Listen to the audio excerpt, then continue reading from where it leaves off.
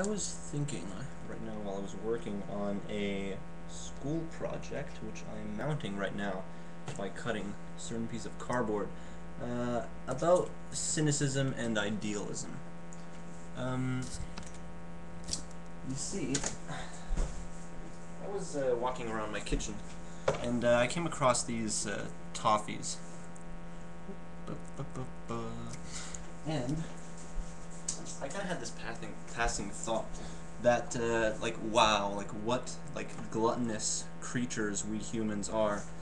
Um, just as a lapse, perhaps I wouldn't, if I was contemplating more deeply, I wouldn't accuse us of such a negative status just based on our appeal to eating toffee and occasionally some other sweet things.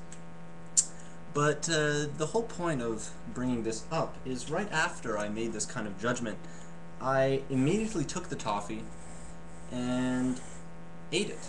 And I put it in my mouth, I chewed on it, and I started thinking about what this represented on perhaps a psychological scale for myself and a more larger social scale.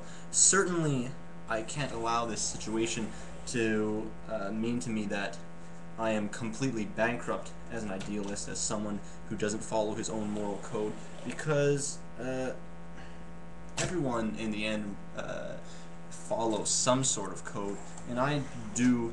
I would like to admit that I do quite faithfully to my own ideologies, and I'm quite able to.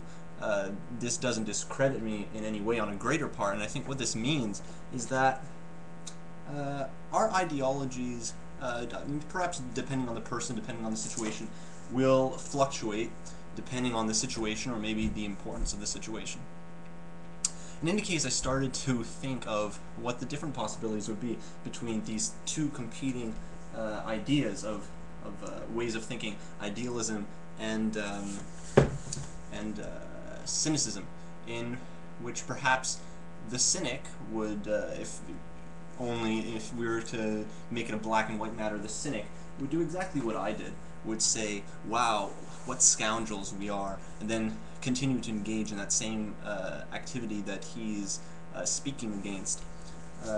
Kind of admitting the evil, but kind of like confessing that it's a part of us. There's nothing we can do about it. Admitting in one's own actions as being negative, but continuing to engage in them. While the idealist perhaps would scoff, or maybe not even scoff. I don't know. Would probably scoff at the pure idealist. Would probably scoff at the candy and say, I will not partake in it, or something. I will not partake in eating this candy because it represents a whole larger aspect of our gluttony, and I will not partake in even the smallest amount of it. And then I started thinking about the darn phones. Whatever. I started thinking about the way I view shortcomings on an individual level, and perhaps maybe that it countered with a larger way in which more people view, on average, themselves and their shortcomings.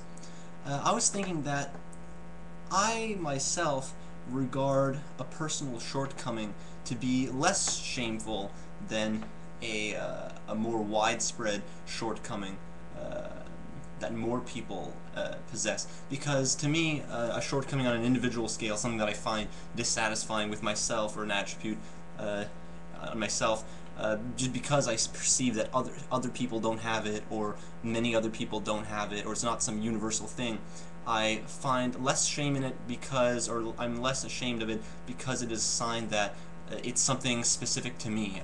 With effort, it's not really ingrained on a kind of more universal scale. I can probably go through certain experiences, reinforce certain aspects to my life that will change myself in a way that will benefit myself, my self-image, the way I want to be.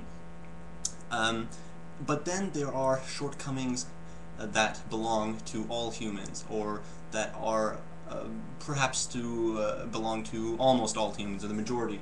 And I think that there is more shame to be found in these kind of aspects, just because they are widespread. They seem to be ingrained perhaps even in our biology, on many circumstances, as we see in the age of DNA. Um, and it's this kind of thing where, like, wow, like, we all have this, and it's a kind of burden would that I probably personally think that we can overcome certain natures that we're born with through ideologies and wills. um, the common example would be people, those kind of people that are famous for, going, I think it's Gandhi, going out into the desert and kind of like going against the nature of hunger and appetizing for food, something like that. But on the other hand, I find that people don't really think like that. I'm probably wrong. Maybe this is just myself talking, but I have this kind of perception that people think of things, of shortcomings, in another way, in a more defeatist way, in a more way that they find themselves, that they're born and they say, this is who I am, I can't do anything about it, and I'm going to have to live with it. Some people kind of make themselves happy or making themselves comfortable with certain things, even if they find it to be something that could be negative. And I think it kind of goes like this. If I myself have a shortcoming, I will look around and if I have a personal shortcoming, I will look around and see that other people don't have it, and I'll kind of feel I kind of reject myself, whether or not other people are aware of it. We kind of reject ourselves. If other people become aware of our own personal shortcoming that they don't have, we become aware that they may be looking down on us, and we look down on ourselves, and we're more disappointed in ourselves for having this individual failure.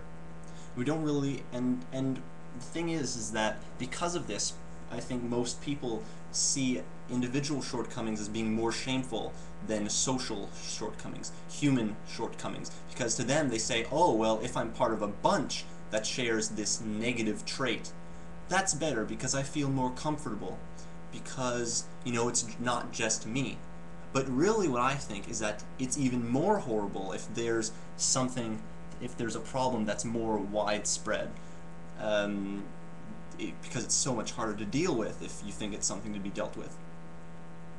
So that's my thoughts on the matter. I think the way we should evaluate shortcomings is in our potential to tackle them and to overcome them, rather than taking a defeatist attitude and saying, well, here we are stuck with what we have, and we can't really evolve in any way, and I should just feel happy that I'm part of a group rather than separate from it.